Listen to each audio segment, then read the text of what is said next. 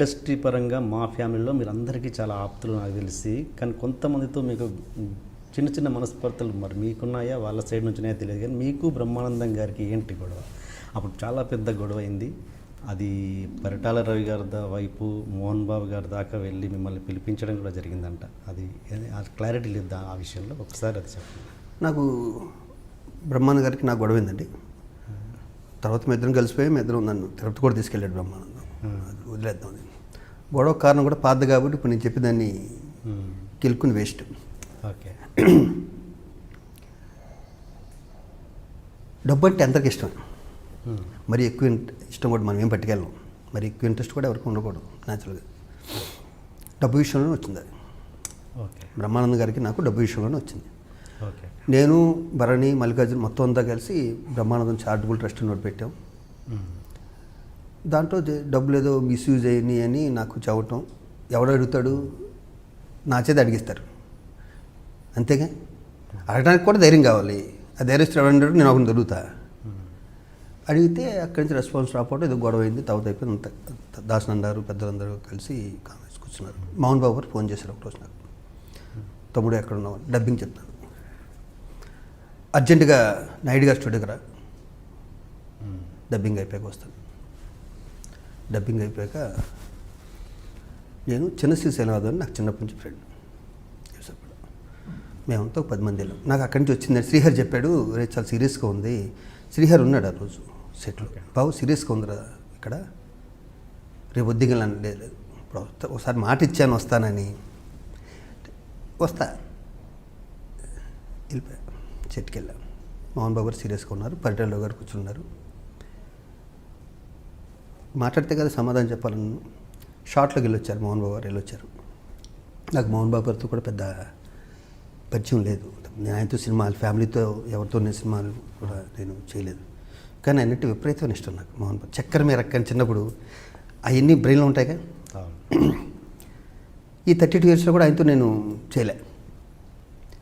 వచ్చారు, ఆయన సీరియస్గా ఉన్నాడు. మనకేమో భయం అంటే తెలియదు, తప్పు చేయను, భయపడను. పరిటాల రావు గారు, నాకు పరిటాల రావు గారిని చూడటంలో నాకు మళ్ళీ నా పూర్వం గుర్తొచ్చేసింది.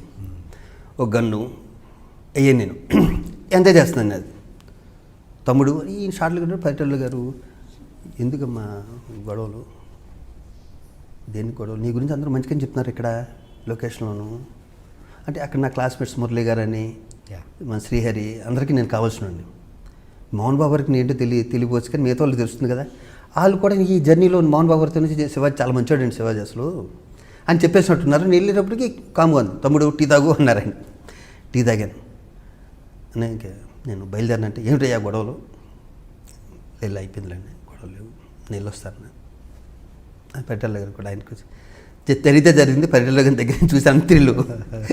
మీరు హాస్పిటల్లో ఉన్నప్పుడు శంకర్ గౌడ అనే వ్యక్తి మీకు కిడ్నీ ఇద్దామని 13 రోజులు తిరిగాడంట. మీకు అది ఏంటి అది ఆ ఇన్సిడెంట్? సరే,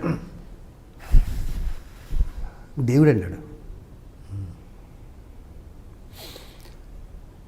ఇప్పుడు ఫిలింనగర్లో ఎక్కడైతే బాటా షాప్ ఉందో మా ఎఫ్ఎన్సిసి దగ్గరలో, అక్కడ అమృతం జరిగేది గంగరాజు గారు. మంచి హిట్ సీరియల్ అది. నాకు ఒక వ్యక్తి జెన్యూన్గా కష్టపడుతున్నాడు అంటే నేను ఇంకేం చూడను. వాడు పడే కష్టం జెన్యూన్ అనిపిస్తే సరిపోద్దండి నాకు. నేను, ఝాన్సీ గారు, గుండె హనుమంతరావు గారు అందరం షూటింగ్ చేస్తున్నాం. దాని గేట్ ఉంటుంది, గేట్కి ఇలా ఉంటుంది చూసారా, ఇలా ఉంటుంది చూసారా, అట్లోంచి 2 కళ్ళు ఇలా చూస్తున్నాను నన్ను. అప్పటికి నేను పాపులర్ ఇటు సినిమాలో చాలా పెద్ద పెద్ద క్యారెక్టర్లు అన్నీ వేస్తాను. అమృతం కూడా మంచి హిట్.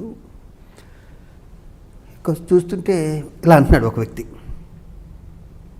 ఇంత రద్దీగా ఉండేది, ఖాళీగా ఉండేది ఆ ప్లేస్, ఫిల్మ్ చౌరస్తా ఆ సెంటర్, అమృతం జరిగే టైంలో అంటున్నాడు. వీళ్ళు పక్క ప్యాన్ చేస్తే పక్కన చిన్న కుర్రాడు ఉన్నాడు, ఒక చిన్న కుర్రాడు. సర్లే, తర్వాత షార్ట్ అయిపోయాక ఊరికి లోపల రమ్మన్నా. ఏంటి అని, మా అబ్బాయి అండి గుండెకి ఆపరేషన్ అని చెప్పి అపోలో హాస్పిటల్ తీసుకొచ్చాం. ఓకే సార్, 35,000 అవుతుందన్నాడండి, ఊరు వెళ్ళిపోతున్నాం అన్నాడు. ఈ పిల్లాడు నాన్న అడు అమృతం చూశాడు. బాబు అమృతం చిన్నపిల్లలకి బాగా ఇష్టమైన సీరియల్ అప్పట్లో.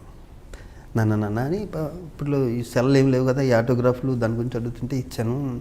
మరి ఊరు వెళ్తే దొరుకుతాయి నీకన్నా చాలా క్యాజువల్గా. ఇటు ఝాన్సీ గారు ఉన్నారు, హనుమంతరావు ఉన్నాడు. లేదన్న, మరి లేకపోతే ఎలాగైనాను, అది అర్థం కావట్లేదు అన్నాడు. నిజంగా ఆపరేషనా అన్న, నిజం సార్ అన్నాడు. నాకు గంగరాజు గారి మిస్సెస్ నాకు రోజుకు 10,000 అండి అప్పుడు అమృతానికి, నెలకోసారి ఇచ్చేవారు. గంగరాజు గారు మిస్సెస్ చెక్కు అంతకుముందే ఇచ్చారు నాకు. నేను 35,000 ఇస్తే బతుకుతాడే ఇతను అన్నా. బతుకుతాడు అన్నాడు. నేను ఇస్తాను ఈ 30,000 అనగానే వచ్చేయి ఇలా పడింది. హనుమంతరావు చెయ్యి. ఇంక నేను చెప్పాను, నాకు ఒక బ్రెయిన్లో ఒకటి వచ్చిందంటే ఇంకెవరి మాట అయినా 30,000 ఇచ్చేసానండి. 35,000 మా అసిస్టెంట్కి ఏదో ఫోన్ చేసి మొత్తం డ్రా చేస్తే అతనికి అయితే 30,000 అందజేశాను వితిన్ 1-2 అవర్స్లోనే. అతను వెళ్ళిపోయాడు. అతను వెళ్ళిపోయాక నా తోటినట్లు చిన్న క్లాస్ స్పీకర్, బుద్ధి లేదు నీకు అదేని మరి నాకు జెన్యూన్ అనిపించాడు అబ్బాయికి, నీ పొంద జెన్యూన్ అనిపించాడు అన్నారు. లేడండి మళ్ళీ రాలే. 2 నెలలు అయిపోయింది, 3 నెలలు అయిపోయింది, అవి కనిపించలేదు. 35,000 నాకు చాలా ఎక్కువ. నేను ఒక అపార్ట్మెంట్లు కొనుక్కున్నాను అంతే, ఇంకా దానికి ఇన్స్టాల్మెంట్లు కట్టాలి ఉంటాయి, ఇవే ఉంటాయిగా. ఒక ఫైన్ మార్నింగ్ వచ్చాడు అతను, ఊర్లో ముగ్గురిని తీసుకుని, గౌడు వచ్చాడు. వచ్చి కాలదన్నం పెట్టాడు, కాలించుకున్నాడు. కరీంనగర్ దగ్గర ఎక్కడ వాళ్ళూరు. సార్ మా ఊరు రావాలి, మా ఊర్లో జాతర ఉంది, మీరు వస్తారని చెప్పేసాను అన్నాడు. బాబు ఎలా ఉన్నాడు? బాబు బాగున్నాడు సార్, బాబు ఊర్లో ఉన్నాడు, మిమ్మల్ని కూడా చూస్తానంటున్నాడు. సరే షూటింగ్ చేసాం. కరీంనగర్ కారు వేసుకుని కరీంనగర్ బయలుదేరాం. కరీంనగర్ దగ్గర ఊరు, మీరు చెప్తే నమ్మరు. ఆ రోజు నేను పొందిన ఆనందం నా లైఫ్లో పొందలే. అదే అనుభూతున్నాను. చిన్న గుడిసె ఆ శంకర్ గౌడ్ది. లోపలికి వెళ్తే నాతో వాళ్ళ అబ్బాయి ఫోటో తీయించుకున్నాడు. దేవుడి గుడిలో నా ఫోటో, వాళ్ళ అబ్బాయిని కట్ చేశాడు, నాకు మాత్రం పెట్టాడు. కళ్ళు ఓపెన్ చేశాడు. మొత్తం ఊరంతా ఆడ డప్పులు మూతలో ఉంది. కళ్ళు కూడా ఓపెన్ చేశాడు. తాగా. ఎవడొచ్చి పరిచయం చేస్తే నా పేరు చెప్పి పరిచయం చేశాడు, నా దేవుడు అంటున్నాడు. డాన్సులు చేసాము, వాళ్ళు గుళ్ళో జాతర, డాన్సులు చేసాము. మళ్ళీ వచ్చాము. మళ్ళీ ఏదో విసికి ఏదో తెప్పించాడు సాయంత్రం. మళ్ళీ తాగాం. ఆ బుడ్డడు కొంచెం బుళ్ళో కూర్చున్నాడు. వాళ్ళందరూ ఊళ్ళంతా వచ్చారు కొంచెం ఈవినింగ్. వచ్చి ఊరి చివరి వరకు సాగనిపారు. జస్ట్ 35,000.